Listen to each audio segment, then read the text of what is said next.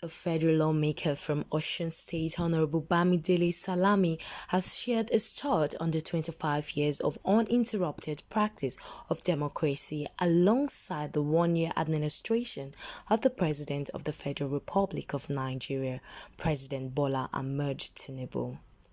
Honorable Bamidele expressed his view during an interview with journalists in his office at the National Assembly Complex, Abuja.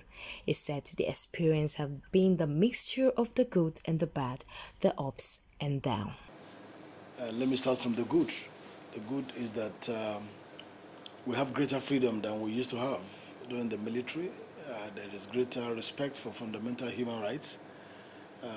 There is a greater space for people to express themselves, both in terms of their thought, in terms of their perception, in terms of even divergence of views from the official position of governance, which was not something very common in the military. The other good thing also is that the institution of the parliament, which is the most symbolic representation of democracy, has been sustained for 25 years, unbroken. It never happened since our independence in 1960. When coup d'etat happened, the executive remained, the judiciary remained, but the legislature, goes off, is put in abeyance. So the fact that we're able to have these institutions is very good. We have also been able to use those institutions for the advancement of,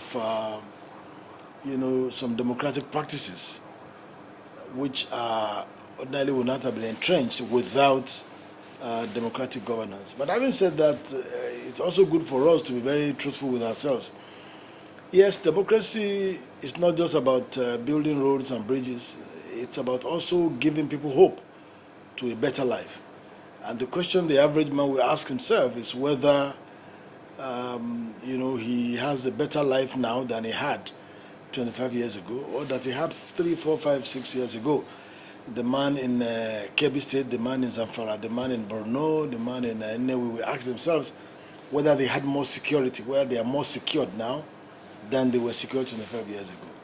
And if you ask those questions truthfully, you will come to a conclusion that certainly the answer is no. So many things have gone wrong. We have nosedived significantly in terms of our ability to provide the basic things of life and guarantee peace and security as a country. I was with a colleague of mine this morning with whom we are schooled together in Sokoto State in the 70s and early 80s. And we were talking about what the situation was like then, when you could travel at any time of the day between Sokoto and Lagos. Of course, it was even not an option for us to fly then in any case. And then you sleep, you have the night on the road, you have all manner of things on the road with very, very little or no threat to your personal safety and security. That doesn't happen again any longer. We have a country today where a Nigerian in one part of the country cannot freely travel to another part of the country with his family, for a holiday.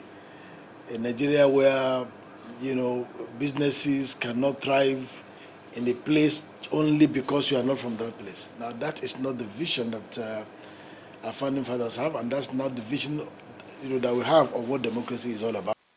Speaking on the one-year administration of the president, Honorable Bamidele commended the president for his courage in leadership, stating that the president has taken essential decisions that previous administration had avoided because of the likely backlash.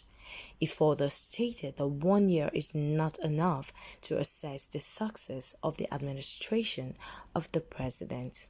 Speaking about the current administration headed by President Bola Tinubu, like I said also earlier today in an interview, I want to commend him for his courageous leadership. He has actually shown courage, because leadership entails a lot of courage.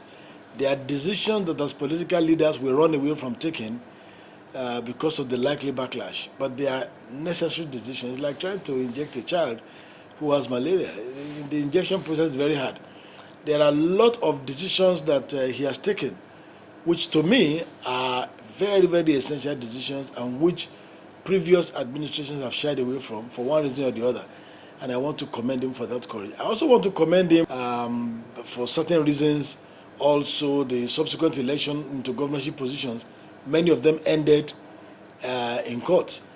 And by the way our system is wired, the president is a very powerful person. The office is so powerful that even though we talk about the independence of the judiciary, the president, if we want to be very honest with ourselves, has a way of maybe having his way, as it were, concerning what goes on in the judiciary. But if you look at the pattern of the judgment given by the Supreme Court, it went a long way to stabilize Nigeria. And I'm particular about states like Plateau, states like, Plateau in particular, a few other states like Abia State, where the Labour Party won, Plateau, where the PDP won, and a few other states like that, which, and Kano, Kano is even the most tempestuous of those states.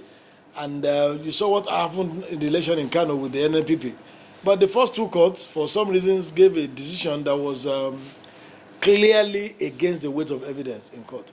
Now, the president being able to maintain neutrality and allowing this arm of government to perform, it may not look as a big deal to some, but it's a very big deal because I know the consequences that will have followed, if the prior decisions, had been upheld by the Supreme Court, to be able to keep the country together. Now, to the more important purpose of governance, of leadership, which is to drive development and growth. I will say 1 year is not enough a time to assess how well we have done in that regard. And I want to be very fair to him. I had myself occupied public offices apart from the one I'm occupying today, and I know how tough it is when you are starting off in an executive position. And so we have not seen so much of those impacts in terms of driving the growth of the country. But he has proven to be somebody who is very courageous and who will be willing to do the right thing. And we want to encourage him to please be more focused and also to be more critical of his team. He has a team of the Federal Executive Council. He should be able to sit down now and assess after 1 year whether he has gotten the best from each of those ministries that he has, assigned people to. There are many of the ministers that you don't even know what they are doing. You don't even hear their name. Yes, they may not be, some people may be publicity shy, but that's what we're talking about. The effect of what you are doing and the way you communicate what you are doing also matters. A lot of them are just occupying the space. They are not doing anything. And there are a few others that are making very profound impact in governance that we should also commend. But on the whole, personally, I think almost 60 to 70% of those who are ministers today are just occupying the space. I don't really know what they're doing. I think the president should use this occasion to evaluate them and be courageous enough to tell those who are too tired, too weak, or too dysfunctional to work to go home and replace them with more vibrant, young and productive persons, regardless of politics. We have Nigeria is blessed. We have so many good hands all over the country that you can bring on board in the cabinet and fire the Federal Executive Council. These are some of the observations or comments I have on the first anniversary and 25th anniversary of our unbroken democracy. Comfort Chukwukenwe, News 24.